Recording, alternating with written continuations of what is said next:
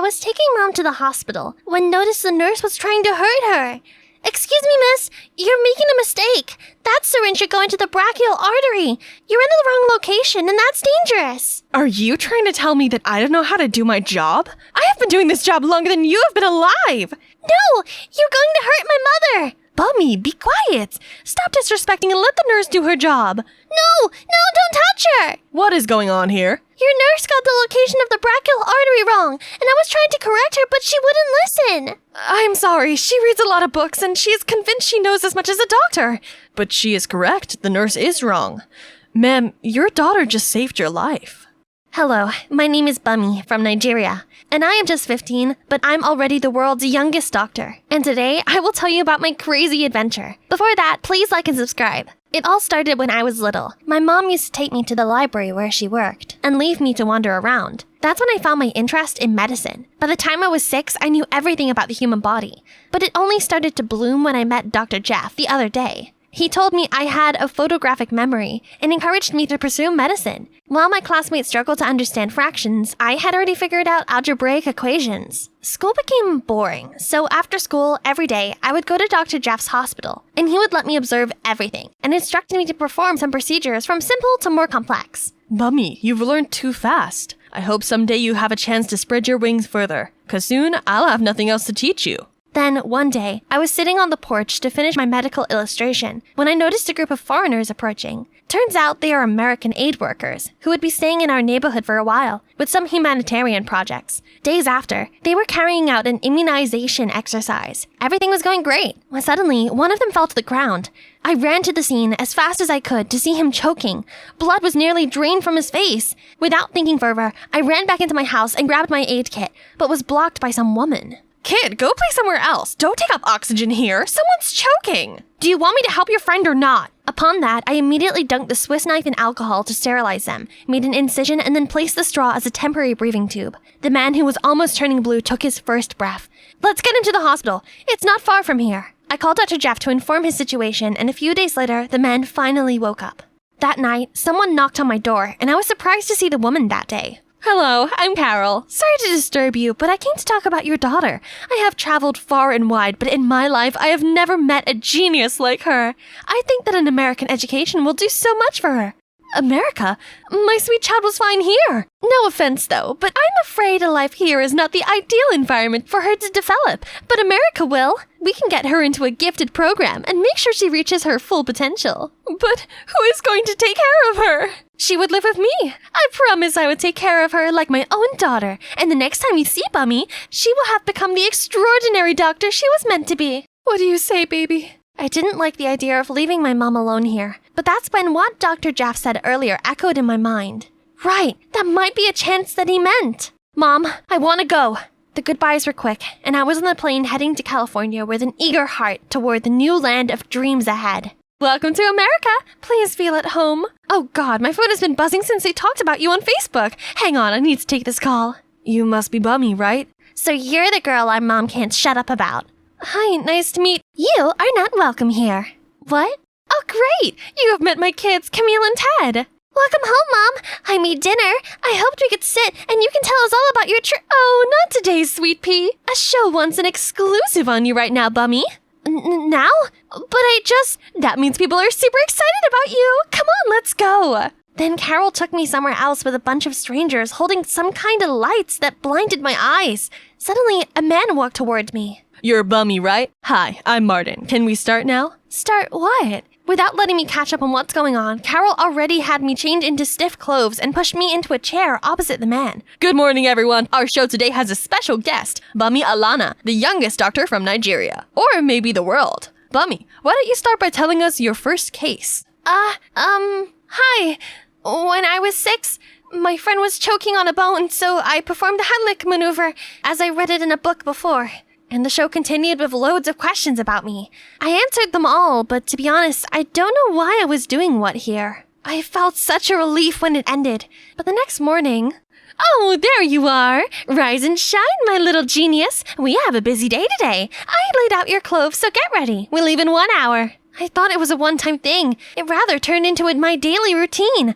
I would be in a show after a show, sitting in front of cameras answering ridiculous questions. I felt like I was making a fool of myself. Carol, I'm tired of the cameras and the interviews. I came here to learn. Oh, darling, we want the same thing. A medical university you need to be at is expensive, and these interviews would help us get a sponsor soon, I believe. In the meantime, just focus on that and your study at school, okay? Yeah, I had to enroll at a public high school with her children. But high school here was weird. In Nigeria, I was supposed to be entering 11th grade. But now in America, I had to enroll in the 9th. It's like I was left behind. Not just that, Camille, Carol's daughter, seemed to not like me and was determined to make my life a living hell. She usually hid my textbooks or my shoes before school, making me search everywhere, and I ended up being late for school almost every day. Bummy, I don't think you appeared on TV shows that you can discard school regulations. Ugh, it's her, not me. And everything got worse. The people at school continued to undermine me and act like I was a dummy. Excuse me, sir. I got a C- even though I got all the questions right.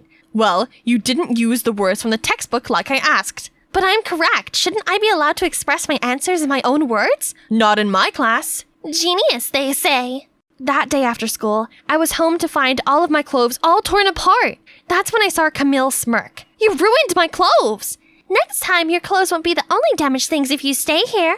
Okay, fine. That's the last straw. It's time to teach her that I'm not an easy prey for her. I snuck into her room to mess with her makeup products. Let's see how you can decorate your face to school. But on the way out, I noticed her iPad. Wow, she had a channel herself. And what's this? Was it Carol and her children? What are you doing here? Startled, I accidentally dropped the sculpture on the floor. Oh God, my sculpture! Do you know what it is? I'm sorry, I didn't mean to. You're not making my life miserable enough? Then out of nowhere, Carol barged in. What are you doing? You silly child! Apologize to Bummy right now or you are grounded! Carol, no, it's my fault. She didn't. I'm sorry, Bummy. Then she ran out of her room, hands holding her face. I thought I saw her tears streaming down. What happened yesterday kept me tossing and turning the whole night. It's true Camille wasn't the most pleasant person, but Carol shouldn't have done that to her. Bummy, I bet you haven't seen those tools in your hometown before, right? Haven't you? So you're not ready to dissect a rat yet. Just watch others first. Whatever. I came here for new challenges, but all I got was mocking and belittling. Hey, are you alright? I raised my head to see Ted. Is this because of the biology class? Nah, I couldn't care less about them. They just can't accept a new kid more brilliant than they are. If it's not, so what troubles you? Why your sister hates me so much? She doesn't. She hates that you are everything she is not. Do you know that this is the longest time our mother has been around us since our father left? But in fact, she wasn't here for us. Then he told us how Carol was always traveling, leaving him and Camille alone, and it surely caused a deep hole in her children, especially Camille. That's why she acted like that to me. Actually, that sculpture was the one Mom brought us when she went to Disneyland years ago. Camille treasured it the most. My heart broke for them, for Camille. I understood her pain, and deep down I know I needed to do something to help fix this relationship. I came up with the idea of inviting Ted and Camille to go along with me to our shows, so that they could spend more time with their mother. Seeing them happy together, it warmed my heart to know family will always be family, no matter what. Soon Ted and I became closer. I didn't know he had quite a craftsmanship with his sculptures. And you know what? Recently Camille seemed to be super nice towards me. We might make good friends in the near future, right? Then, one night, while we were having dinner, Carol broke an exciting news to me. Bummy, congratulations! Some sponsor sent your application to a top medical school! Good job, Bummy! I haven't been this proud before, my child! Finally, I was a step closer to my dream! A few days later, I was preparing for my interview when I heard Carol screamed. What's wrong? You got a C- in biology? Someone mailed the sponsor a copy of your test, and now they are uninterested. They don't believe that you're a genius with this low score. Oh, my hard work is gone. Who did this? Ted and I looked at Camille at the same time. She was biting her nails nervously and sweating. So Camille did it to me? After everything happened? Camille, why? Cause Mom always loved her than us. What? It's okay. It's good that it happened. I was going to reject it anyway. What? I am very thankful for your kindness all this time, but I couldn't live on your help any longer. But Carol, there's a bigger problem here. You have been so buried in what could happen in the future to other kids, while you have ignored the present. You've ignored your kids. You have been looking in the wrong places for extraordinary kids. Did you know Camille has a YouTube channel with over 10,000 followers? Did you know that Ted is incredible with woodwork? He has a sculpture of you that he carries around, hoping for a day he can give it to you. They need you, really need you, more than me or any kids need you. So where would you go? I just got admitted into a special program at the Johns Hopkins University. I was going to tell you tonight. Actually, I was preparing for the interview with them. Oh my, you're stronger than I thought. Can I see it? The sculpture of me, I mean. It's so beautiful. I'm so sorry, guys. I wanted to be someone significant. I wanted to be a big deal, but there is no bigger deal than being your mom. I'm sorry. I'm going to make it up to you. Bummy, I'm so sorry. I was angry and didn't think enough. I am so sorry. And thank you for everything you did to us. I know it's hard for you to forgive me, but I forgive you. The car was eerily silent as the taxi drove me to the interview. I read my acceptance letter over and over during the trip. I earned it by my hard work, and I was determined to reach my dreams by my own effort.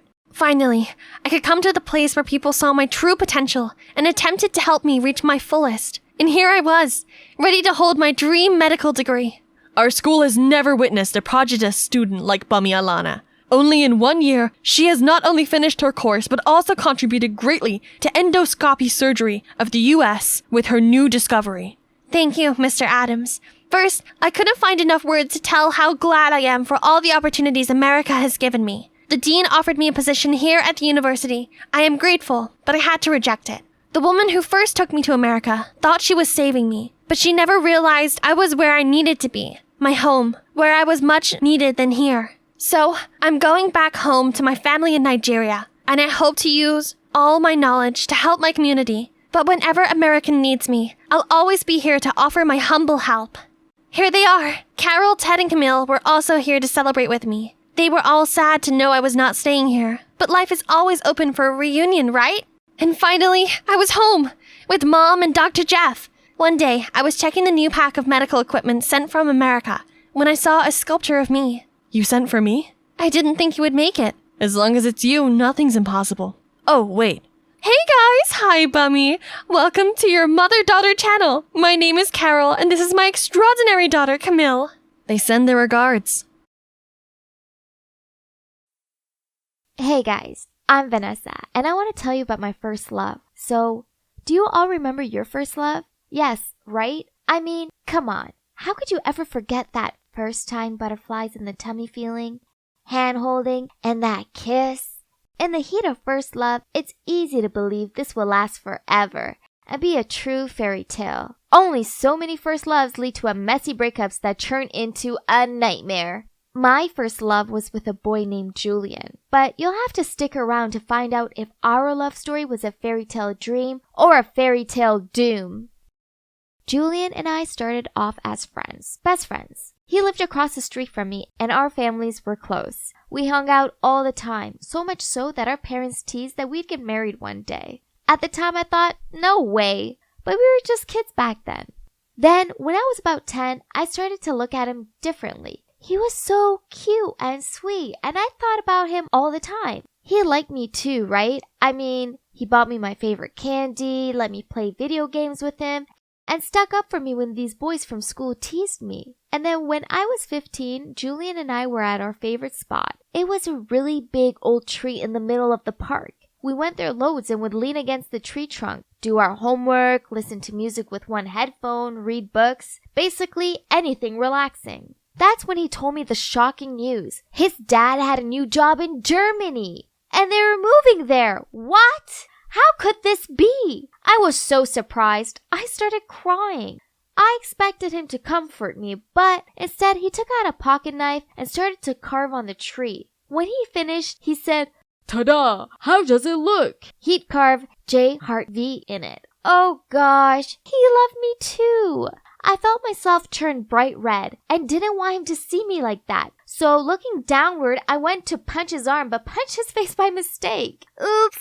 Julian held his face and yelled, "Vanessa, what was that for?"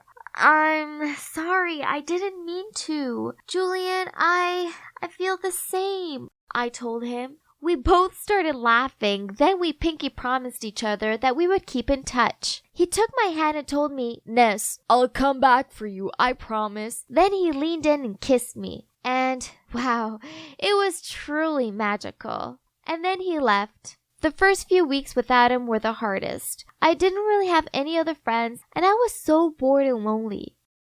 I lived for my video calls with Julian. They were the only thing keeping me going. Telling him stuff that happened at school, such as how my math teacher wore the same hideous floral dress all week, made me feel like he was still there. Things went on like that for a while. It slowly became a habit for us to have a video chat at least twice a week. But then a couple of days after my 16th birthday, things changed. It was a normal Sunday morning and I woke up and went to wash my face. Ah! There were red spots all over my cheeks. I screamed so loudly that I woke everybody up. Even my neighbors had to run over and ask what the scream was about. My parents took me to the hospital and I was diagnosed with a disease called lupus. For all of you who don't know what it is, it's a skin disease that causes rashes or sores. In my case, it was all over my cheeks, the same as what my grandma had. Worst of all, there was no cure. The doctors could only improve the way my skin looked, prevent scarring, and help me feel better overall. This couldn't be happening. Why me? When we got home, I ran right upstairs to my room and stared into the mirror. I'd gone from pretty to ugly in the space of a day. It wasn't fair. And then suddenly my phone rang. It was Julian. Oh no, in all the drama, I'd forgotten about our planned video call. I couldn't let him see me like this. I was so exhausted with all this lupus stuff that I couldn't think of a solution. So I just turned my phone off. I texted him the next day that I was busy so I couldn't FaceTime with him. This carried on for weeks. I just couldn't bring myself to tell him the truth. Then he texted me saying that he got the message loud and clear, that I didn't want to be his friend anymore. I texted him back telling him this wasn't the case and I'd just been super busy. But the damage was done. He stopped calling me after that and even unfriended me on Facebook. And that was it. I lost my best friend and also my first love, all because I couldn't cope with my new appearance. Little by little, I was shutting myself off and pushing everyone around me away. I just didn't want anyone to see me like this. Instead, I wanted to hide away from the world. Each day, I'd watch my classmates hang out together and I'd walk off by myself and go to my favorite tree, lean against the trunk, close my eyes, listen to some sad songs, and remember all the good times I had with Julian. This was basically part of my daily routine during the whole 4 years of high school. School finished and I moved away to college. Things got better. I made a few friends who accepted me for the way I looked and slowly, I started to accept it too. There was this one tree on campus. It looked just like the one back at home, so I went there all the time. One day I was sitting there reading a book when this guy in a baseball cap started measuring the ground. Then, without looking at me, he said, "Excuse me, can you please move?" I was confused, so I asked, sure, but why? The guy replied, "Oh, the college is going to build a new cafeteria here, so we have to chop down this tree." What? They wanted to chop down my favorite spot on campus just so that they could build some stupid cafeteria? No way! Who was this guy anyway? And didn't anyone ever tell him it was rude not to look people in the eyes when talking to them? I gave him a piece of my mind. You architects are all the same. You never give a damn about what you have to destroy to build an ugly building. Leave this tree alone or I'll chop you down. Then I gave him a really dirty look. He just shrugged and carried on measuring. This made me so mad that I kicked him in the butt, causing him to fall onto the ground. His cap fell off and whoa, it couldn't be. Julian? Was that really him? But how? Wasn't he in Germany? Why was he here? And why didn't he recognize me? I mean, I had a different haircut and all, but I didn't think I've changed that much. Or was it because of my lupus? Suddenly, I heard him say, "What the? Are you mad? What's wrong with you?" Oh gosh, I'd totally forgotten that he was still lying on the ground. I mumbled out a sorry and immediately rushed back to my dorm. That night, I couldn't sleep. Instead, all I could think about was Julian. He was so handsome and so tall. How could he have become so good looking? Why did this stupid disease pick me? There was my first love right in front of me after all those years apart. But because of my disease, he didn't know who I was. He blossomed and I hadn't. Maybe it was for the better that Julian didn't recognize me. If he knew this was how I look like now, oh boy, I didn't even want to imagine how embarrassed I would be. So, okay, let's just put it aside for now. What I first needed to do was save my tree. There's no way I was letting the college chop it down. I did some research and found out that the construction would begin in a week. So I had time to convince as many students as I could to protest against it. And when the day came, I had about 20 people with me. We all held signs and said, "Save the tree" and "Stop the chop." The head of campus, Julian, and the construction workers were trying to make us leave, but we were persistent. At the end, they had to push back the construction dates. One of us remained by the tree at all times, come rain or shine. It was exhausting and cold, but it was worth it when the tree was saved. Then, one day when I was on tree guarding duty, my friend rushed over to me and excitedly told me that the college was going to change the location of the new building. That was such great news. Apparently, Julian had told them that the ground was more suitable in another location. Why would he help us all of a sudden? Did he have a change of mind? I went to class with those questions that kept bugging my mind, and right after school was out, I came over to the tree again, and to my surprise, I saw Julian standing next to it. I walked towards him and asked, "Why did you convince them to change the location of the building? I mean, we really appreciate it, but why the change of heart?" Julian froze for a second. Would you ever let yourself become so wrapped up in hatred that you change your entire life to get revenge on someone? Well, that's exactly what I did, and it didn't exactly go to plan. I'm Clara, and I'm 25 years old. It all started 5 years ago when my boyfriend Jason went to study abroad in France. We were so in love at that time, and it wasn't easy being apart, but we coped surprisingly well. Jason even promised me we'd get married when he got back, but after a few short months of him being away, he started growing distant. He no longer called me every day, and he barely even replied to my texts. I thought maybe he was just too busy and stressful to deal with his new life, while struggling with missing me. So I decided to do something wild and fly to Paris to surprise him on his upcoming birthday.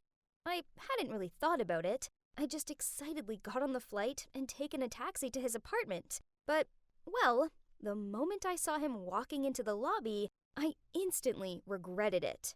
There Jason was, but he wasn't alone. He was hugging and kissing some other girl, and she even went upstairs with him.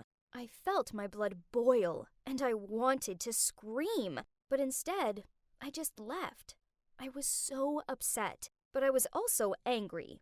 How could he betray me like that? Going a long way just to see my boyfriend betraying me right in front of my eyes was a bad thing, and I didn't think life could get any worse. But I was wrong. Things were about to get much worse. After leaving his place, I booked myself into a nearby hostel and cried myself to sleep. The next moment, I was waking up to a burning smell. Oh God, the hostel was on fire! I was lucky to make it out of there alive, but I was badly burned and left with a huge scar on my face. There I was, heartbroken and burnt to a crisp in a foreign country where I knew no one and didn't speak the language. I'd never been so lonely and ugly in my life. As I looked in the mirror, all I felt was anger and resentment towards Jason. He destroyed my life, and at all costs, I would make him pay for it. After I'd recovered, I got on the plane and flew back to the USA. That's when I started plotting my revenge. I had a few things up my sleeve, but first things first. Plastic surgery. So, as soon as I graduated, I got myself a full face rework. I even changed my name, moved to a new apartment, and lived with a new identity. My life was miserable enough, so now all I wanted was to start all over again. And it worked. After the surgery, I turned into a completely different person, just like I'd wanted. And what's more, I was even more beautiful than before the accident. I felt incredible and couldn't wait to start living again. Of course, I had to work my ass off to pay off my plastic surgery, but it was worth it, wasn't it? More than that, that was also how I tried my best to build a career for myself. Jason would regret cheating on me for the rest of his life. That's for sure. And as planned, after 3 years of working hard, I eventually got promoted to a management position in the construction company I worked for and became a beautiful, successful woman that many people admired. At the same time, a few of my friends mentioned that Jason had finally returned from Paris and was now working for a big architectural firm. I almost laughed when I heard the company's name. That was our new partner company. Oh, things were about to get fun. My friends also told me that he'd brought his French girlfriend back to the USA with him and that they were getting married soon. What? He was about to get married? They seemed so happy together, huh? No wonder that for all these years, he hadn't tried to contact me once. After I caught him cheating, I just disappeared. I could have been dead for all he knew. But he didn't seem to care. This made me hate him even more. There was no way a traitor could live happily like that. I couldn't wait any longer. It was time to put my plan into action. So I told my boss I'd work on the project with Jason's firm. At least this way, I'd have an excuse to approach him.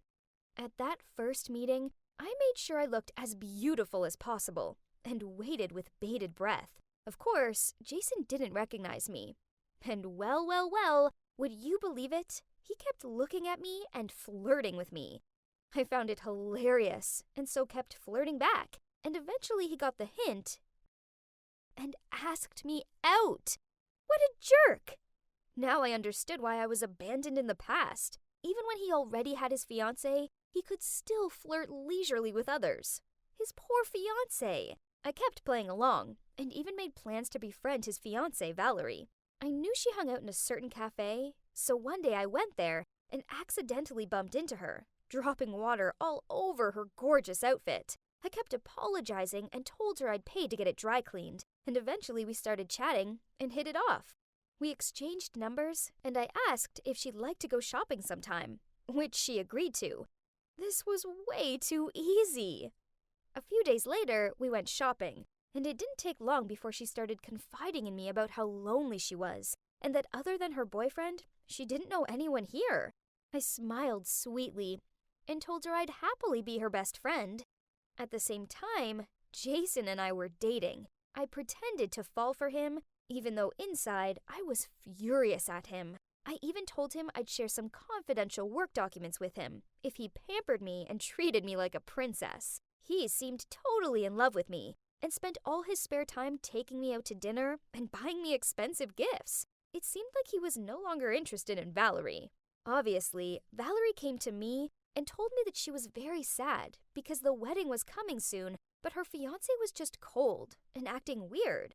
On the one hand, I comforted and encouraged her, but on the other hand, I seduced Jason and took most of his money. He'd even put my name on the house contract, so technically, I owned his place. You know, I wanted Jason to feel the pain of being betrayed by the person he trusted. Then one day, Valerie called me in tears and said she suspected her boyfriend was seeing someone else. I asked her what her boyfriend's name was and where he worked, and said she didn't need to worry. I'd help her find out. A few days later, I sent Valerie a few photos of him cheating with me, but obviously, I hid my face. However, it was just enough evidence to make her suffer. Then I told Valerie that it looked like her boyfriend was working with this other girl on a project, and that Valerie could get her revenge by destroying the project. That way, he wouldn't be able to work with this other girl anymore. Valerie totally fell for it. It was insane. The very next day, I heard from my colleagues that Jason's crazy fiancée had destroyed the final layout for the design of the two companies' project. She spilled water on his laptop and threw it onto the ground. While the deadline was coming, it was too late to start it over. Apparently, Jason's boss was fuming and fired him immediately. This contract was worth millions of dollars, and he'd just ruined everything. I had to give it to Valerie. She didn't even think about it. That's how dumb she was. Served Jason right. Finally, karma had come and bitten him in the ass. That evening, I went over to their house. Jason now has no job, no money, and he was about to lose his fiancée and his house, too. I knocked on the door, and when Valerie opened it, she was shocked to see me, but not as shocked as she was about to become. Jason saw me and looked like he was going to pass out. "Surprise!" I said. "Hi, Jason." At this, Valerie looked confused and said, "Wait, do you two know each other?" I just laughed and said, "We sure do, Valerie. In fact, I'm the other woman who he is cheating on you with. And that's not all. I'm actually Jason's ex." Then I turned to Jason. "That's right, Jason. It's me, Clara. Valerie, when he came to Paris, he was dating me, and then he cheated on me with you, so I've been getting my sweet revenge." Both of them looked completely stunned, and instead of shouting at me, they started fighting with each other. Valerie was screaming. "How could you?" Jason shouted back. "You're crazy! If you hadn't ruined my laptop, things wouldn't have been like this." "Oh, really? If you hadn't cheated on me, I wouldn't have done that," Valerie said, while bursting out crying. Pretty soon, she found out that the house belonged to me now, and all of his money, and that's when all hell broke loose. I just stood there, admiring how great my revenge had played out. Eventually, they broke up with each other, and I decided to kick them out of the house. So my cherished revenge plan for the past few years has been successful. However, there was just one problem. The price I paid for it wasn't small.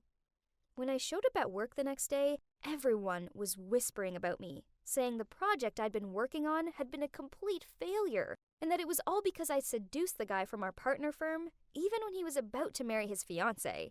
It was a disaster. My reputation was ruined. I couldn't handle everyone being against me, so I resigned.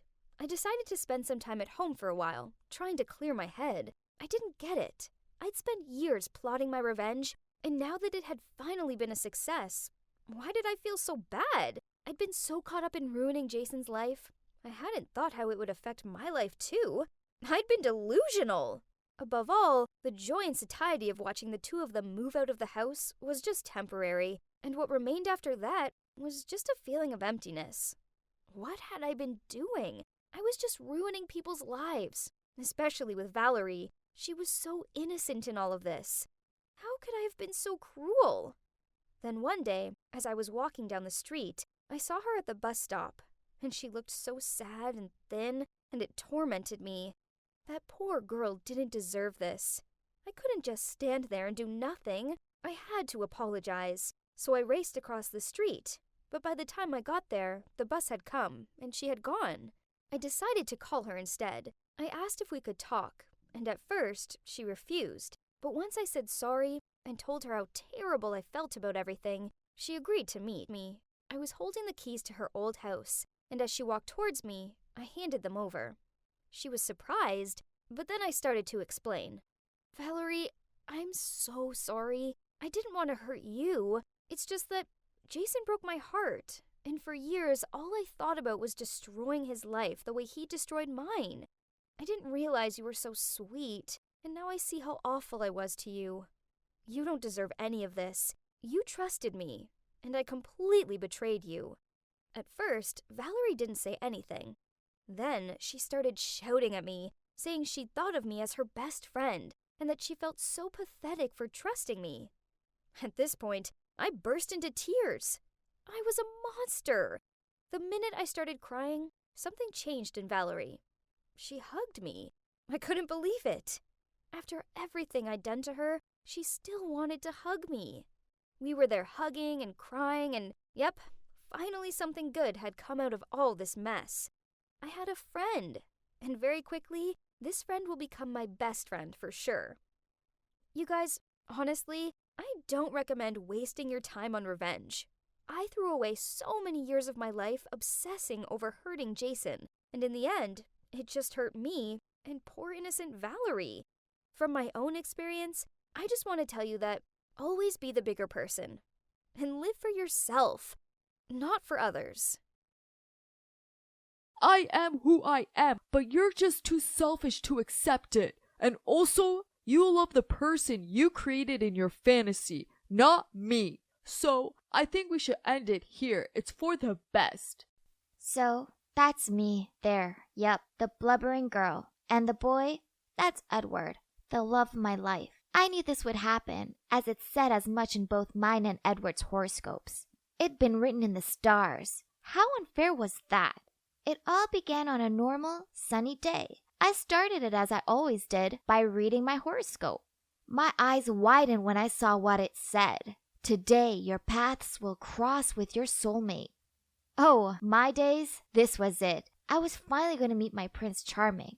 I was so excited that I had to skip to my step as I made my way to school. Oh, by the way, I'm a Taurus sun and Pisces moon. I understand that not everyone's as clued up on these things as I am, but basically, this means I'm a shy girl who's timid around strangers, but I have great empathy towards others. However, my main trait is that I daydream to escape from reality. The one problem with being a daydreamer is that other people were constantly telling me I should be louder, brasher, sassier. Ugh, no thanks. That isn't who I am. Seriously. They should borrow all you need to know about your star sign book and look it up, or go and find a Leo. I trust my horoscopes so much that I live my life by them. In fact, horoscopes have saved me on more than one occasion. For instance, there was this one day I refused to go to class at all cost because my daily horoscope said, you may get caught up in an accident at work or school, so proceed with caution. And you wouldn't believe what happened in science class. One of my classmates spilled acid all over the place. Luckily, no one was hurt, but still, thank God I wasn't there. Horoscopes are super important to me, but so is my love of Korean dramas, especially the romantic ones. Swoon. I always imagine all kinds of cute situations in which I find the love of my life who is as handsome, as funny, and caring as the male leads in the drama series. And that's why no guy I've seen ever met my expectations. But my horoscope said it's going to happen, so I was adamant that it would. I wondered what he'd look like and what star sign he'd be. Surely he had to be a Cancer, right? We would accidentally bump into each other, fall in love, overcome all difficulties together, and live happily ever after. This was so exciting. I was daydreaming by my locker when I overheard some girls whispering about a new boy named Edward. Curious, I squeezed myself through the crowd and oh my God. This guy had a face like a Greek Adonis. Could he be my prince? There was only one way to know for sure. I needed to find out his star sign. But like I said, I'm a shy girl. So I was hardly going to go up to him and ask him for his date of birth, as he'd think I was a weirdo. I continued to daydream about my dilemma, and then bingo! I came up with an amazing, foolproof idea. See, being a Pisces has its serious perks. As he was new, his file would be at reception for Mrs. Shillington to sort out. I waited until the start of lunch break, as I knew it would be quieter around there then. Then, I sneaked over to her desk and scanned through Edward's file. What? He's an Aries, the total opposite of me. How could he be the one? As I walked away, I couldn't stop thinking. His rising moon sign must be Pisces or Cancer, or maybe something that matched mine. It was impossible to know for sure without knowing the exact time he was born. They should really make adding it to documents a legal requirement, as it's important. I was so lost in my thoughts that I bumped straight into someone. I looked up and mumbled out a sorry. Oh my days, it was Edward. This was it. Our paths had crossed. Soon he'd invite me for a walk across the beach. Then we'd kiss under the moonlight. Hey, are you okay? He stared at me, but I was too busy fantasizing to focus. I think I may have been drooling a bit. So he put his hands on my shoulders and started shaking me. Hey, you're okay, right? I finally snapped out of it, blushed, and muttered out, "Yep, I'm fine." I know I'm a pretty girl. Hey, us Pisces have a natural-born charisma. Plus, I was having this blushing look on. How can any boy resist this cutie? So I wasn't all that surprised when Edward said, Good. You had me worried there for a minute. I'm new here and don't really know anyone. He itched at his neck. So, do you want to go grab a coffee after school? Besides, it'll be my way of apologizing for not looking where I was going. I gave my sweetest smile and said, Sure. We arranged to meet at this nearby coffee house. I know I told you I'm a quiet person, but surprisingly, Edward and I just clicked.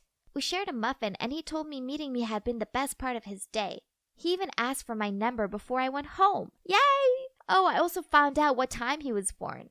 I rushed home so I could look up his star sign, and as I expected, his moon and rising sun is Cancer, a total match with me. From that day on, we started texting and calling loads and even saw each other every day. It was great until one day. He asked me if I wanted to be his girlfriend. Oh my god, of course I wanted to. Everything was going exactly as I imagined it. But that's when it also started to get messy. Okay, so my horoscope obsession means I talk about stars, planets, the moon, the sun, and the personalities of each zodiac a lot.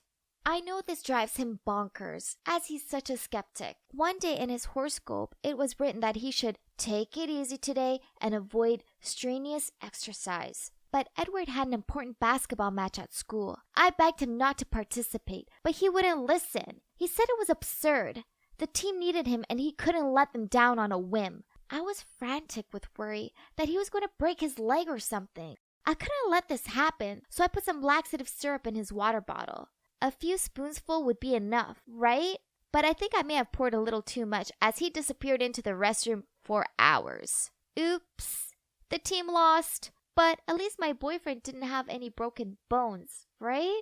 That's not all. It was vital to me that he made all sorts of romantic gestures, just like they did in the Korean dramas that I love. So I made him stand outside my house in the middle of the night, then call me to tell me to go by the window so he could see me because he missed me so much that he needed to see my face.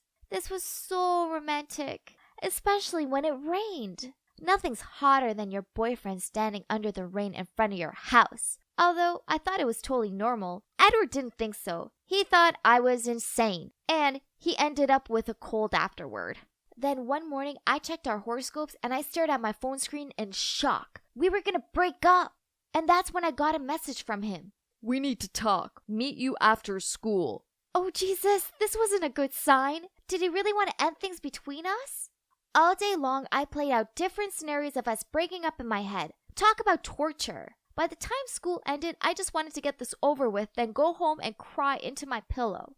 Edward was super quiet. He couldn't even meet my eyes, and the look on his face was so serious. I thought to myself, oh no, this is really happening? Our breakup was inevitable, but that didn't mean he got to do it. Yeah, that's right. So as soon as he began to talk, I butted in and said, I'm sorry, Edward, but we need to break up. Edward looked confused. At first, he thought I was playing out one of the romantic scenes again. But then when he realized I wasn't, he asked why, and I replied, because our horoscope said so.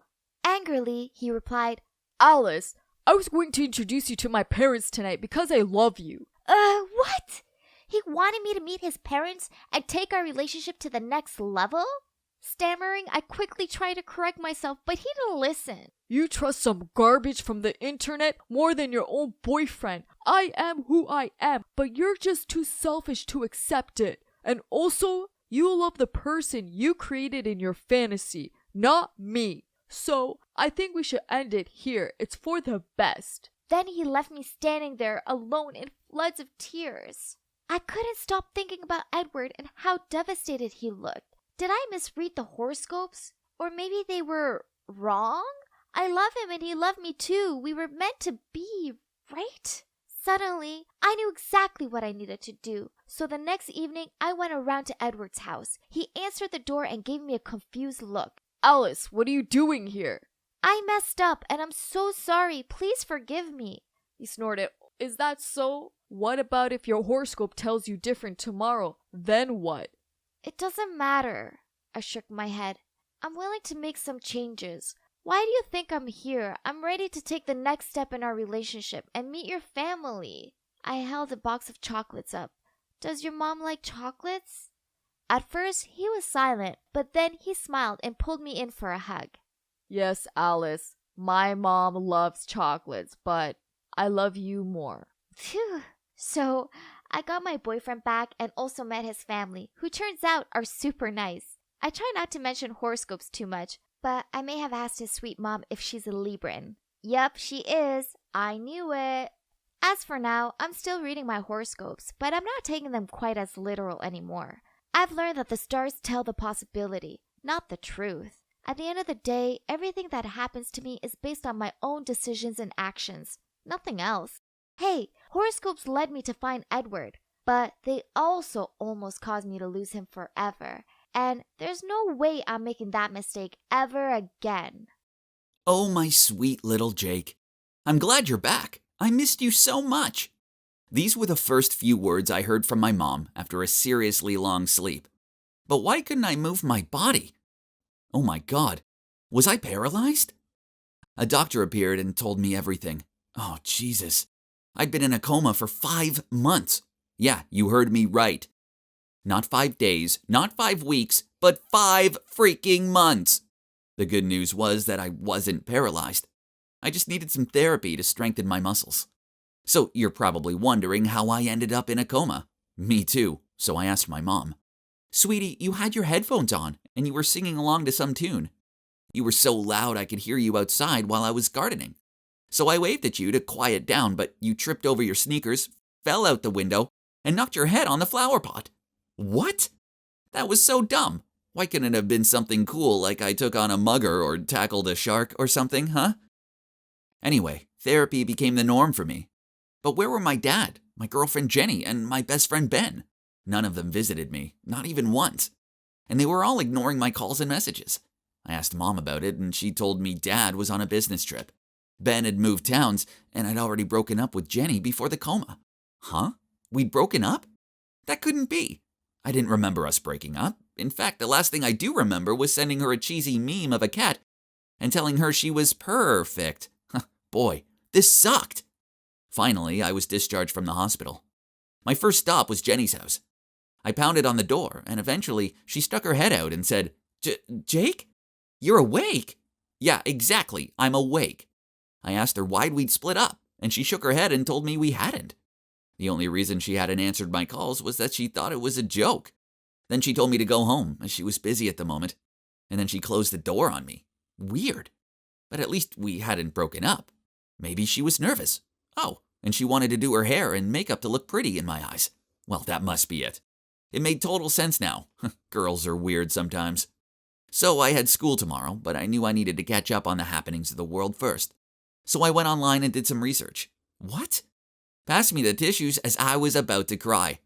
My favorite TV show, Supernatural, was over. For real this time. Oh my God. After 15 years, how could they? Oh wow, there was more. Trump wasn't the president anymore. And what's with all this dancing on TikTok? It all gave me a headache, so I went to bed. The next morning at school, I walked into class, and everyone rushed over to me and hugged me and high-fived me. Well, except for Ben. Geez, talk about a lousy friend. But hang on, wasn't he meant to move towns? So having my charm, good looks, sporting talents, and the hottest girlfriend in the school made me a super popular guy. No wonder everyone seemed so delighted to see me. It was good to be back. But then my teacher arrived, glared at me, and told me I was in the wrong class. I'd been pushed back to junior year because I'd missed too much school. What? I couldn't graduate with my classmates? Bummer. I sat down with these juniors and oh God. It looked like Dwayne "The Rock" Johnson was sitting in a kindergarten class. They all looked like little kids in comparison to me. I've never been so relieved for lunch break in all my life. I hurried to the canteen and saw Jenny, so I hugged her from behind. Huh? Why did she have a balloon under her shirt? I stared at her belly in shock. Yep, my girl was pregnant. She burst into tears and started apologizing. The room started to spin, and before I knew it, I'd fainted. I woke up in the hospital. Again. I was seriously getting sick of this place. The doctor said I should take it easy and avoid stress at any cost. Oh well, I just found out my girlfriend was pregnant after I woke up from a freaking coma. Tell me, how am I supposed to not be stressed now? After that, Mom took me home. Dad was there. It was so good to see him. I hugged him, but he gave me this awkward look and told me he was only there to pick up some things. Huh? Where was he going now? And that's when my parents told me the shocking news. They were divorced. What? I mean, I knew they argued sometimes, but this was absurd. Something must have happened while I was in a coma. And what's with my dad's attitude? He barely looked at me. This was weird. It felt like I'd woken up from my coma in a parallel universe or something. Little did I know that it was about to get a lot crazier. The next day at school, I saw Ben's car pull up in front of the entrance. Then he opened the passenger door and helped Jenny get out. Oh, hell no! Now everything was clear. I ran toward them and did a Mortal Kombat punch right in Ben's nose. Damn, it felt good. But it did land us both in detention. I had to sit in a room with that jerk for an entire hour. I couldn't hold it in anymore and needed to confront him. He just shrugged, then replied, "We thought you were never going to wake up again. Jenny was devastated, so I took care of her for you." Was he serious? He took care of her by getting her pregnant? Great job, buddy. There was no way I was ever talking to him again, and I was kicking him out of the basketball team. Oh yeah, I forgot to mention that I'm the captain. The next day I strolled into practice and shouted, "Yo, your captain's back, and he will lead this team to victory." I expected cheers, but nope, they all stayed quiet and stared down at their feet. Then the coach came over and told me I was off the team for a whole 6 months, doctor's orders. And guess who the new captain was? Yeah. No other than my amigo, Ben. Let me get this straight. I was in a coma, so my best pal Ben over here stole not only my girl, but also my position as captain? Wow. Someone put me back in my coma, please, thanks, because this life sucks. No wonder my mom told me he'd moved away. I wish he had. I was so mad and I needed to talk to somebody, so I went to my dad's house. I was about to knock on the door when I heard voices between my dad and a woman coming from inside the house. I sneaked over to the window and started to film them on my phone. But wait a minute, this wasn't some random chick. It was Jenny. "We can't hide this from Jake forever." "Nonsense, he'll never find out unless you tell him, so keep up the act. Here's the money for this month, now go." Oh my God, I couldn't believe it. Okay, let me put all the pieces together. My dad had an affair with Jenny and the baby was his. So my mom found out and divorced him. Then she lied to protect me. But Dad didn't want the baby, so Jenny tricked Ben into believing it was his. Now everything makes sense. Luckily, I had the footage of his traitorous antics. So it was time to threaten him with it. After all, being a local politician, the last thing he would want was for this to get out. I set up a fake email and attached the video with the message, "I know your dirty secret and I'm going to make you pay." He immediately replied that he would pay me $10,000 for the footage. I told him to meet me in the park at midnight to discuss it. I also sent the video to Jenny and told her that unless she wanted this to go viral, she had to go to the park. I got there early and spent a couple hours hiding in a bush while I waited for them. They looked surprised when they saw each other, but nothing prepared them for me hobbling out of the bush. Ouch, leg cramp, and saying, "Well, what do we have here? My dearest father and my loving girlfriend having a baby together." I took my phone out and continued. "How could you do this to me and Mom? I thought it's only right the world get to see this and learn what you're really like." My dad begged me to stop, but I was so mad. So mad that I was about to upload it from my phone when Jenny suddenly shouted, "Will you just tell him the truth already?" Oh God, there was more? My dad sighed and began to tell me everything. Brace yourselves, it's more dramatic than a soap opera. My parents didn't divorce because of Jenny. They had issues for a while but only stayed together for me. So without me around, they split for good. But Dad wasn't having an affair. The baby wasn't his, and it wasn't Ben's either. Nope, it was mine. But Dad knew his son becoming a dad at such a young age would look bad for his career. So he was paying Jenny to fool Ben into thinking it was his baby. Oh my God, these people were mad. This was too much to deal with, so I ran out of there. I locked myself away in my room and tried to figure it all out. The coma had been bad. But the worst part of it all was that the people I cared about most in the world betrayed and lied to me. The next day, Jenny came to my house and asked if we could get back together. Of course I agreed. Ha! Just kidding. My actual answer was, hell no, not in a million years. I mean, come on, let's do the math, shall we? First, she left me for money, and second, she had an affair with my best friend. We were over for good, but I will continue to support her and always be there for our kid. Ben tried talking to me a few times, but I don't want to hear anything he has to say. There's no way I'm ever being friends with that lying jerk ever again. I'm still annoyed that Mom lied to me, but I guess I don't blame her. She did it with the best intentions. And she just wanted to protect me. Besides, when the going got tough, she was the only one who stayed by my side. As for Dad, it's going to take a long time for me to fully forgive him, but I'm trying. I mean, he did some pretty awful things, but at the end of the day, he's still my dad. So that's pretty much it. Crazy, right? A coma took everything from me, but also revealed the true faces of the people around me. Now I've decided to follow 2 rules in my life. 1, be extra careful of who I put my trust in. And 2, never sing near an open window ever again. Do you know what it's like to be a pampered princess? Well, I do, because my dad's a billionaire, so the high life's mine. Not only did we live in a 5-story mansion, but I grew up never having to lift one of my pretty, perfect, delicate fingers. I'm Sophia, and throughout my childhood, I had everything done for me. There was a maid to brush my hair, make my bed, and even do my homework for me. I didn't even have to search my walk-in wardrobe for a daily outfit, as I had my own personal stylist for that. So what? I'm spoiled. But I can't help being so perfect. I'm far too gorgeous to be stuck in a stuffy classroom studying. Not when I could be partying or schmoozing with the stars at swanky cocktail balls. But then, one morning, after a particularly crazy night out, I arrived home with a makeup-smudged face and only one shoe. Dad frowned at me, and then he said, Sophia, you can't carry on like this. You're going to college, starting next week. But, Dad, I don't need to go to college. School sucks. Plus, we have enough money to last us several lifetimes. Let's just travel and have fun. But Daddy insisted I couldn't just sleep all day and party all night. Ugh! So, I decided to major in interior design for now. Some of the course was okay. I mean, I liked the pretty fabrics, but I just didn't see the point in being there. So, after a month, I dropped out and planned a long trip away with my besties. But there was one tiny problem, as paying for this trip would cost way more than my allowance could cover. So I had no choice but to don my best puppy eyes look and ask my dad for money. Daddy, please. College just isn't for me. But I really feel that going away for a while will help clear my mind. He snorted. I highly doubt that, Sophia. You're lazy, self-centered, and you rely entirely on everyone to support you. You're 20, for God's sakes, so act like it. I pleaded back. But Daddy, I just want to have some fun with my friends. Then get a job and spend your own money on whatever you like. But if you carry on behaving this way, then don't expect any more handouts from me. You're lucky that I still haven't kicked you out, Sophia. But soon. What? That's so unreasonable. He was my father. It's his duty to support me. Jeez, did he not love me at all? I was so mad that I shouted, "You're just some sad, selfish old man!" Then I stormed out of there.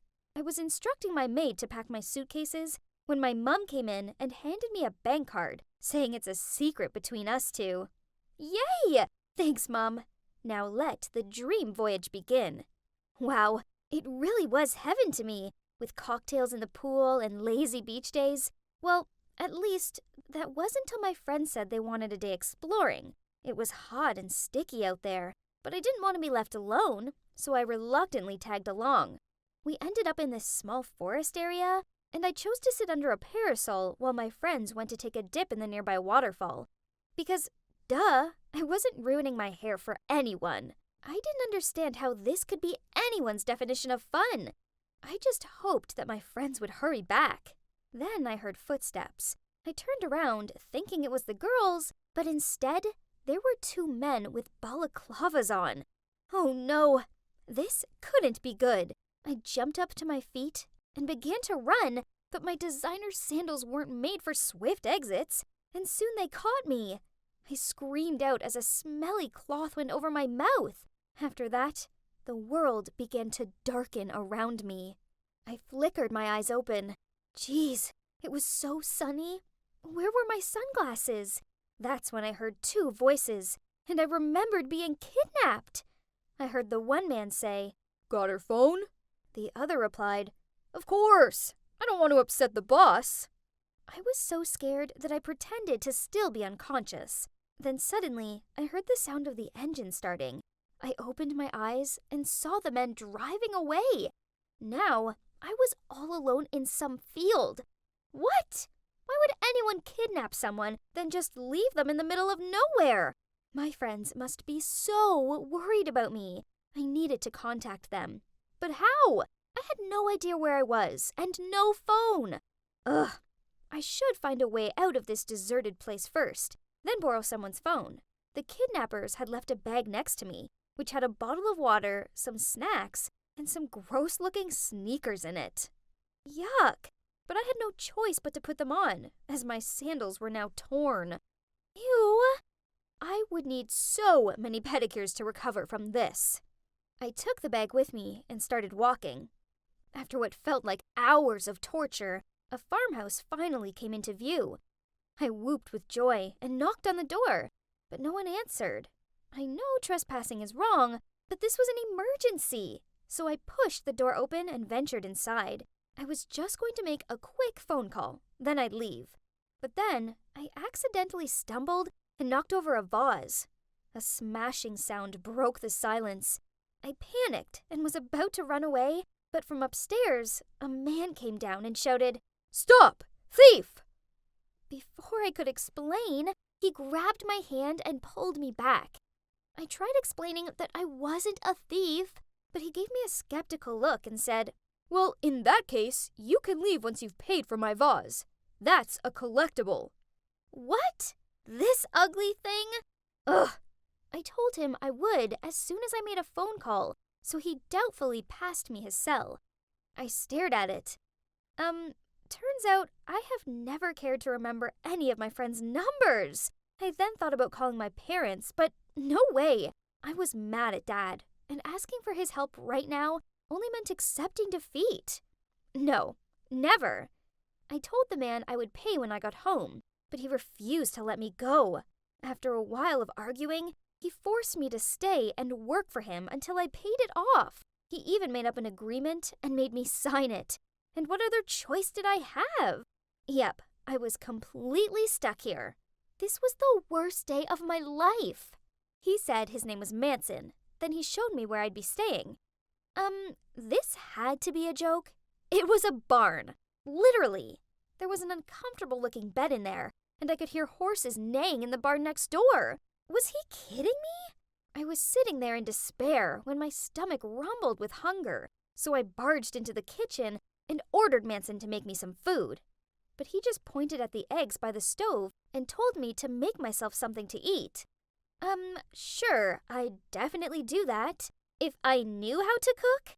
Manson just sat there smirking while I threw the whole egg into the pan and then spent the next half hour trying to work out how to turn the stove on. In the end, I gave up and returned to my so-called room with an empty stomach. If you think that was bad, well, things soon got a lot worse. At 5 a.m., a noisy rooster woke me up, and then started my disastrous days at the farm. I accidentally dropped the bag of seeds onto the floor and got them in my hair, so the chickens chased me around the pen to get to them. I slipped over in the pigsty. Ew! I chipped a nail cleaning out the rabbit hutch. I even fell into horse manure. It was awful. Then on top of it all, Manson was so rude. He just laughed at me struggling with everything. But then one day, it all got too much for me. I was exhausted and felt so dizzy that I stumbled and broke 2 baskets of eggs.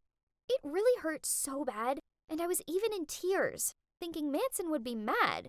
But instead, he ran over to check on me.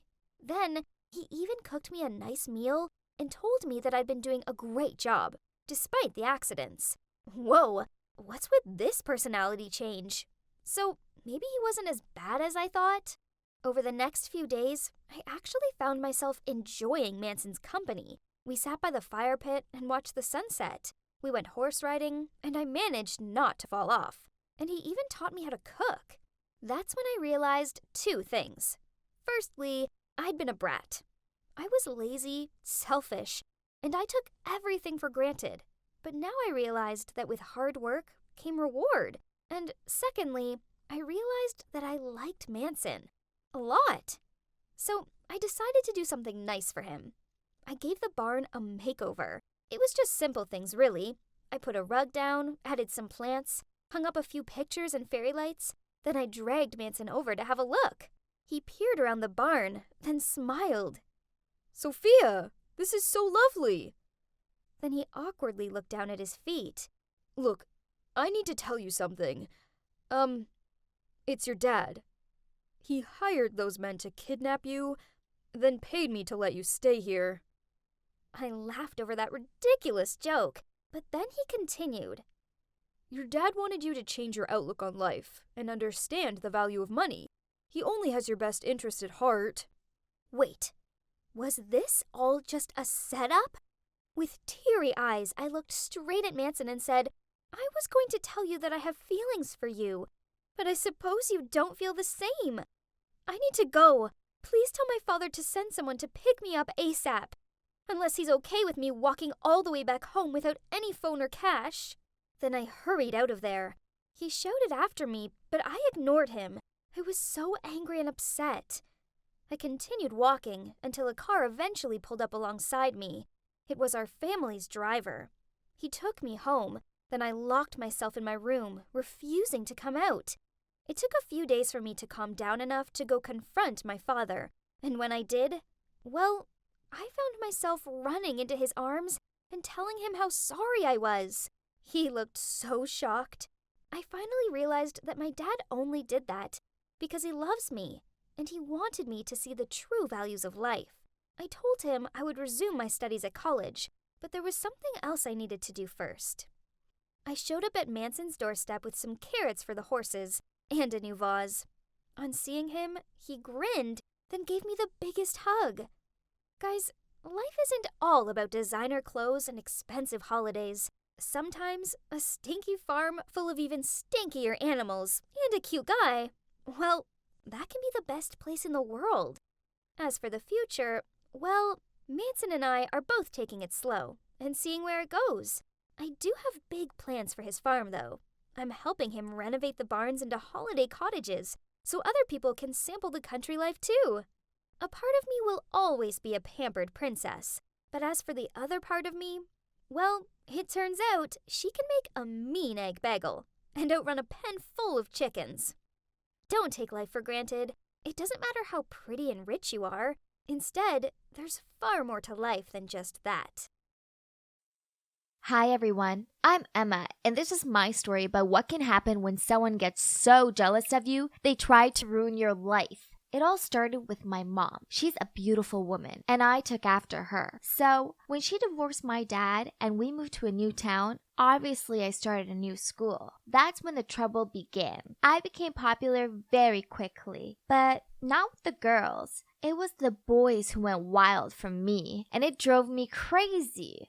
I just wanted a normal life with some nice friends, and it wasn't my fault my mom had passed her beauty down to me. Anyway, there was one girl in particular called Anna who was having none of it. She was also pretty, but she was seriously jealous of me from day one. I remember that first week hearing some girls whispering in the bathroom that I was prettier than Anna. And then Anna walked in and she looked like she wanted to scream. After that, she went out of her way to destroy my life. At my old school, I'd been a cheerleader, so I signed up to join at this new school. Little did I know Anna was head cheerleader. She pretended to be all nice to me at practice. Then at the first football game we were performing and going through our routine which Anna had choreographed, she made me go at the top of the pyramid, balancing on top of everyone. I was so nervous, but I knew I could do it. Anyway, as I was climbing up there, I suddenly saw Anna whisper to the girl next to her, and then she moved, and the whole pyramid started to fall. She obviously wanted to hurt me, but it backfired, and we all fell on top of her. All we heard was a scream as her arm snapped. Afterwards, she told everyone I was clumsy and it was all my fault. But I knew she'd planned it, so I'd be the one to get hurt. And that's not all. Prom was coming up, and my mom had made me the most beautiful long silk dress. I felt like a princess and couldn't wait to see what everyone would think. Of course, Anna was also wearing a beautiful dress, but everyone was staring at me. I saw her roll her eyes, and then when I was dancing with two of my friends, I felt something rip. I looked behind me and Anna was standing on my dress. I couldn't believe it. I tried to move, but she wouldn't budge and it wouldn't stop ripping. Suddenly, I was standing there with a mini dress and I wanted to cry. But then my friend quickly got some scissors and kneaded it up. And believe it or not, it actually looked even cooler than before. Once again, Anna tried to make me look like a fool, but it all fell on her. Everyone was so impressed with my dress, and I even started a new trend wearing mini dresses to prom. However, despite all these silly pranks, there was one thing that Anna had that I didn't. A boyfriend. She was dating Isaac. one of the top athletes in school, and anytime she was with him and saw me, she would always smirk and look me up and down as if to say she had a boyfriend and I didn't. I didn't care for her silly competitiveness though. I wasn't even bothered about being single. All I wanted was for her to leave me alone. Pretty soon, we became like enemies. I just couldn't stand her and her annoying behaviors. But then things got worse. One weekend, my mom drove me to a game and insisted on staying to watch my cheerleading performance. Later, I spotted her chatting with some men and she looked like she was having a good time. I was happy to see her smile that brightly after a long time. And as expected, not long after that, she introduced him to me, but you won't believe who it was. It turned out he was Anna's dad, out of all people on earth. And worse still, they were now hopelessly in love and even wanted to get married. Oh no!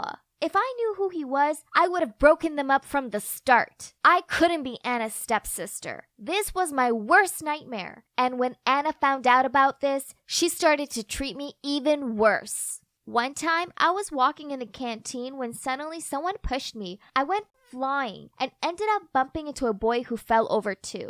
It was so sore, but the pain quickly disappeared when I realized who the boy was. It was Liam, the new hot guy who just joined the athletes club.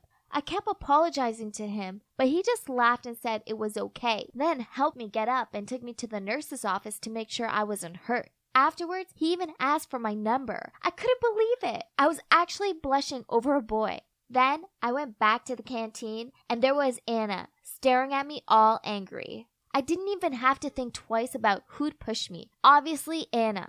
Well, thanks to her silly prank, now I had a cute guy interested in me. And for once, I was actually interested in him too. It didn't take long before we became a couple, and then we were pretty much attached at the hip. I also joined his athletes practice, and because Isaac was there too, Anna was always there as well. She just glared at me with dagger eyes whenever she saw me. I didn't get what her problem was. Anyway, one time, the athletes club suggested we all go see a movie, with girlfriends included. In the theater, Anna sat behind me and kept kicking my chair. I turned over and asked her to stop, but she wouldn't. I could feel the anger welling up inside me and I thought I was gonna explode, but I didn't want to embarrass myself in front of Liam. So I decided I needed to stay as far away from Anna as possible. That wasn't easy though. Our school had organized a big athletes competition with another school, and so Liam was always practicing. I always sat in the stands and watched him. And on the day of the competition, Anna came and sat next to me. I almost froze. What was she up to? Instead of pulling some prank, she handed me a bottle of water and said, "Hey, Emma, I don't want to be your enemy anymore. We're basically going to be sisters, so let's just make up, okay?" Then she turned to me and smiled shyly. Whoa, well, that was a surprise. I felt relieved though and said, "I thought this day would never come. I hated things being all awkward between us." Anna just smiled at me again. And then we came down to the field where Isaac and Liam were warming up for the race to wish them luck. Finally, the competition began. Anna and I sat together, cheering our boyfriends on. As expected, Liam won first prize and Isaac came in second. I was so happy for Liam and ran out to the field to hug him, but suddenly some of the organizers approached him and escorted him off the field. I had no idea what was going on, but I saw Anna smirking at me and then walking away. What was that for? After a while, the organizers came back and said Liam had been caught doping, so now the first prize would go to Isaac. What? There was no way Liam would do something illegal like that. He'd never used any kind of substance to perform well. He was just naturally talented. Everyone started saying mean things about Liam, and I couldn't bear it. So I went to find him. I saw him sitting in the corner of the locker room looking shocked. When he saw me, he shook his head and said, "I didn't use doping. You have to believe me, Emma. I'm not that kind of guy. All I did was drink the water you gave me." Oh my God, the water bottle! Anna had given it to me, and I must have passed it on to Liam to hydrate before the competition. I thought she was being nice, but of course she wasn't. This was Anna we were talking about. She'd planned this. She was seriously too much. I ran to find her, and I was raging. She was happily talking to the other athletes, so I grabbed her wrist and pulled her away. "How could you? Are you trying to ruin Liam's life?" I yelled at her. Anna wasn't even bothered. She just smirked and said, "Yup, I am, and so what?" I was shaking by that point and I said, "You're crazy. Why did you do it? What has Liam ever done to you?" "I did it 'cause I hate you. You stole everything from me, including Liam." Huh? I was so confused. Since when did Anna like Liam? Well, Isaac appeared at the exact moment and he obviously heard what she said. He started shouting, You told me you did that to help me win, but no, you're a complete liar. So you're just jealous of Emma, huh? Okay then, now you can run after Liam as you wish. We're over. Anna was shocked and tried to explain that she'd done it for him, that he was misunderstanding her, but he wouldn't even look at her. He said, You won't get away with this, Anna. I'm gonna tell the organizers right now. Anna tried to get him to stop, but he pushed her away, and she ended up falling onto the ground where she burst in tears. Ha! She deserved it. I went back to find Liam, and the organizers announced that there were some problems with the results and that the competition would be repeated the following weekend. Liam looked so happy and hugged me. Everything worked out in the end. Well, at least for Liam and me. Liam still won first place, and now he's going to compete in the international competition. As for Anna and Isaac, well, they broke up, and Anna moved to another city with her mom. And Isaac got kicked out of the athletes club. On another note, my mom and Anna's dad are getting married soon. And even though I can't stand Anna, I'm still going to go because it'll mean a lot to my mom. At least I don't need to live in the same house as Anna. She's got to be the most jealous person I've ever met, and it's not done her any good. Envy really is poison. It's much better to just be happy with what. Do you believe in fate? Well, I never did. I'm a 21-year-old college student studying finance and banking. So, yeah, numbers are my forte. Therefore, I'm a logical thinker. Horoscopes and chance meetings? As if. But then I met someone who changed it all. I'm Kai, by the way, and let me tell you my story. It all started one evening while studying. I got a serious craving for some Cheetos, so I went out to get some. That's when I saw a petite girl shouting at two huge guys in the park. "Hey, Bigfoot, did you really just litter? Pick it up now or I'll give you a good going over." Oh man, did this girl have a death wish? And was she drunk? The two guys didn't look happy. They approached her and one of them even raised his hand up like he was gonna hit her. But she quickly pushed his hand away, which only made him madder. Man, I didn't want to get involved in this. So I pretended I hadn't seen them and walked off. But then I was just a few steps away, I heard one of the guys scream. And the other guy said, "What the? Gross!" I could have just carried on walking, but nope, my curiosity got the better of me. So I turned around and saw that one guy was covered in vomit. Then the girl pointed at me and said, "Honey, there you are." Then she fainted. Huh? I didn't know her.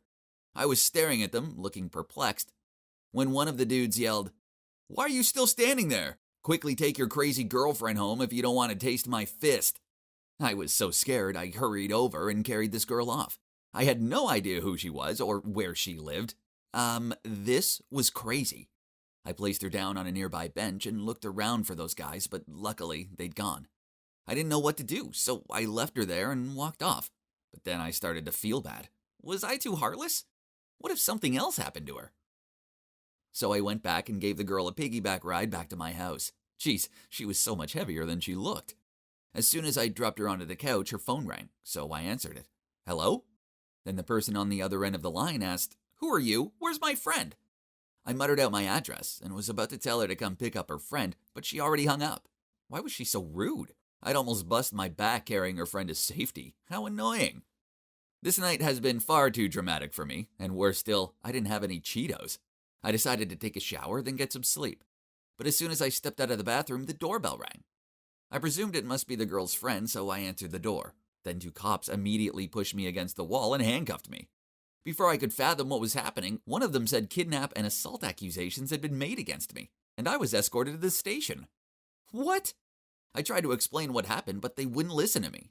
That night, as I sat in the cold, uninviting cell, I found myself regretting my kindness. I didn't sleep a wink. I just hoped the next morning came quickly, so that I could confront that girl about this false accusation. But before I could do that, the cops released me at dawn. The girl had sobered up and told them it was all just a misunderstanding. Well, luckily, she still remembered a bit, or else I didn't dare to imagine it anymore. I swore I would never get involved with anyone in need ever again. No good deed goes unpunished, for real.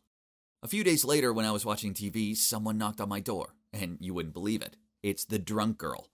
I looked at her suspiciously. "What are you doing here?" The girl didn't say anything. Instead, she coldly slipped past me and entered my house. Huh? What was she playing at? Then she glared at me and asked me about that night. After I told her everything that happened, she laughed. "Okay, I believe you. If I didn't, you'd know about it." She held her fist in front of me. I startled and almost fell off my chair. Then she chuckled. "Now I'm hungry. Go make your guests some food." What was with this girl? She was so direct and bold. I glanced at her and said no, but she continued. "If you don't, I'll go to the cops and change my statement." Then she got up to leave, so I quickly said, Okay, fine. Then reluctantly searched my cupboards for food. Trusted spaghetti, how you never fail me. So I prepared bolognese for us. While she was eating, she said, "I'm Nora, by the way, the best screenplay writer major in the country." She winked. She thanked me for the food, then left. Phew, that'd be it now, surely. Nope, turns out this was just the beginning. The next morning, she texted me, "Come pick me up for college ASAP, else I'm calling the cops." Was she being serious? Then she sent me another message with her address and told me to hurry up. I rushed over there and she got into my car, glared at me, and said, "You're late." And that's how I somehow became this Nora girl's servant. Her calls and messages could come at any time. And she would always force me to do things for her straight away. One time I was soaking in the bath when she texted and demanded I bring her some chocolate. Another time she called me at 2 a.m. and told me she was bored, so I had to come over and play some video games with her. I also became her unpaid Uber driver. Every day, from home to school and back. And it's inevitable that I overslept once, so Nora bombarded my phone with tons of texts and calls. I groggily answered, and she used her calling the cops threat again to force me to get there in 15 minutes. What a pain in the neck. Another time, I just stepped out of the house to go and hang out with my friends when Nora showed up and insisted that I had to take her to the cinema. She wouldn't take no for an answer, so I had to cancel on my friends and go watch some bland movie with her. Such a troublesome girl, right? But strangely, as time went by, I started to find Nora less annoying, and instead found myself smiling when she texted me or called. On the days when she didn't bother me, well, my mood seemed to dampen. Was I crazy? I mean, she was cute, very spontaneous, and, well, there was no one else quite like her. But then all of a sudden the messages and calls stopped. Did she not want me around anymore? I miss Nora. Many times I had to stop myself from calling her. I should be happy I was out of Nora's control, right? Then one day out of the blue, my phone beeped. It was Nora. "Come to the Starbucks on Vincent Street. Move it. You have 5 minutes." Geez, that bossy tone again. Still, I immediately drove to the address. When I got there, I saw Nora with a guy and a girl. I walked over to them and just sat down. Nora held my arm. "Honey, why are you so late?" I stared at her in surprise. She smiled and turned to the other two. "This is Kai, my boyfriend." What? Did I get it wrong? Did she just say I was her boyfriend? Then she said, "Kai, this is my former bestie Kim and her boyfriend Greg, who's also my ex." Awkward, right? But I have you now, so we can all be friends. Reading the situation, I realized I had to go along with it. So I stroked her hair and said, "Yes, my honey muffin, anything you want." My cheesy lines seemed to work, as they both looked annoyed, then left. So I turned to look at Nora and stammered. "Did you just say I'm your boyfriend?" Nora said nonchalantly, "Yeah, isn't that okay? If you don't like it, forget it." Then she was about to leave. I pulled her hand and said, "Yes, of course. Sounds great." So that's how we became an official couple. We went on a few dates, and she was her usual demanding self. Not that I'd want her any other way. Then one time, after a month of dating, Nora dragged me to a Swan Lake in a nearby park. She looked at me for a long time and then said, "Kai, I'm studying abroad for a year. I leave tomorrow." I glared at her in surprise and asked why she hadn't told me sooner. She continued, "I guess I didn't want to make you sad, and I don't know if your feelings are big enough, so write down your feelings for me and give them to me tomorrow." That night, I carefully wrote down all my thoughts and feelings for her. I still had hope that this 1 year of long-distance love would be over quickly. The next day, I drove her to the airport and handed her my letter. To my surprise, Nora also gave me a letter and told me over and over that I could only read it when I got home. Of course, I obeyed her. Then read it as soon as I passed my door, and whoa, I wasn't expecting this. In it, Nora confessed all this time she was just using me to get revenge on her ex, and took advantage of me to get over him. That night we had first met, she found out about him and Kim, but now she regretted how she treated me. At the end of the letter, she wrote, "If fate wants us to be together, then we'll meet again one day." What? I was so shocked, So I called to tell her she didn't need to feel guilty and that I forgave her. I kept calling, but it didn't work. I also asked her friends, but no one knew how to reach her. She disappeared from all social media, and just like that, she vanished from my life. I missed Nora so much and found myself hoping that fate would reunite me with her someday. Then one time while I was surfing YouTube, this web drama called My Destiny Is Yours caught my eyes. Curious, I decided to check it out. And I watched wide-eyed as my story with Nora played out in front of me through each episode. This definitely was written by Nora. But how would she end it?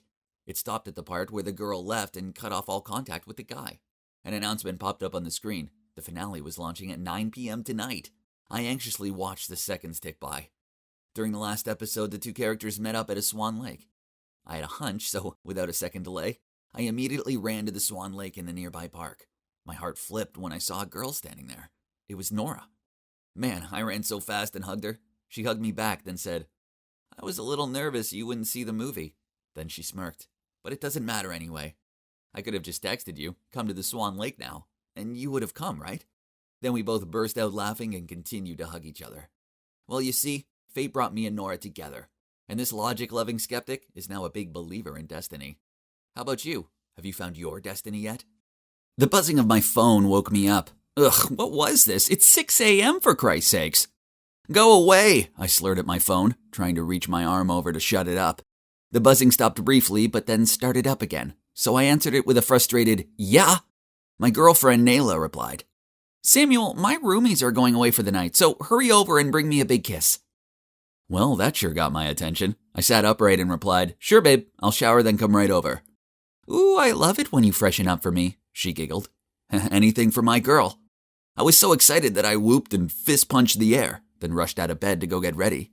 Oh, how naive and unsuspecting I was. Guys, never in a million years could I have imagined the humiliating situation I was about to step into. Ah, my sweet Nayla, my high school sweetheart and the love of my life. The problem was that we now went to different colleges, but it wasn't just 3 cities separating us, you see. She lives in a female-only hostel. Yeah, you heard me right. It's female-only, and there are some pretty strict rules in place.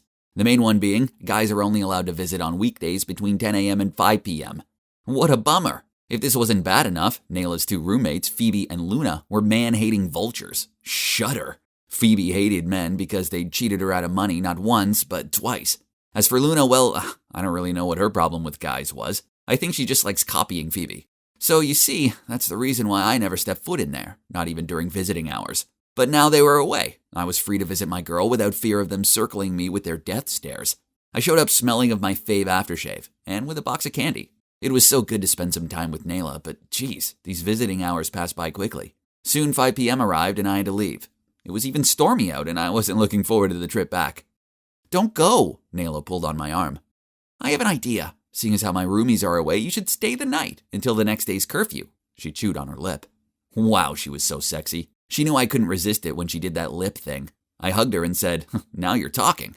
That night we cuddled up on her bed and watched a romantic movie, had some chicken sandwiches and waffle fries.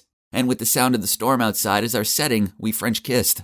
A lot. Talk about paradise. But then her phone buzzed. She checked the message. Her eyes full of panic, then she said, "Samuel, this is bad. The storm means that Phoebe and Luna are ending their trip early. They're on their way back." I knew that if anyone caught me here, they'd probably throw Nayla out. I couldn't let that happen to my girl. But escaping the hostel wouldn't be easy. She opened the door to check. The problem was her door opened up into the shared living room, and there were some girls hanging out in there. Ugh, what was I meant to do now? We were 4 stories up, so I couldn't exactly climb out of the window. And it's not like I could dig my way out. Nayla started pacing the room. Then she opened her wardrobe up and tried making space for me in there. Heck no, confined spaces weren't my thing. But thankfully, just then, she shook her head and muttered to herself, "That's no good, the others use it too." She quickly changed her mind. Then grinning at me, she said, "I know, let's turn you into a girl."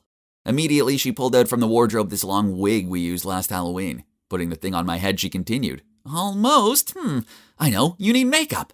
Then she started slathering this powdery stuff on my face. Oh dear, the madness has begun. I was so stunned I just sat there and let her make me up like I was a doll. The wig was so itchy and it kept on sticking to my lip gloss and stuff, and I couldn't even see properly through the fake eyelashes she stuck on. After finishing, she stepped back to look at her finished masterpiece. Then she burst out laughing. I looked in the mirror. Even through my sticky eyelash vision, I could tell that I looked ridiculous. Seriously, I was more a clown than a girl. She threw an oversized dress at me and said, I don't have anything else that'll fit you. I reluctantly got changed, and then I noticed that she was staring at my legs. I looked at them too. Geez, they were gorilla-level hairy.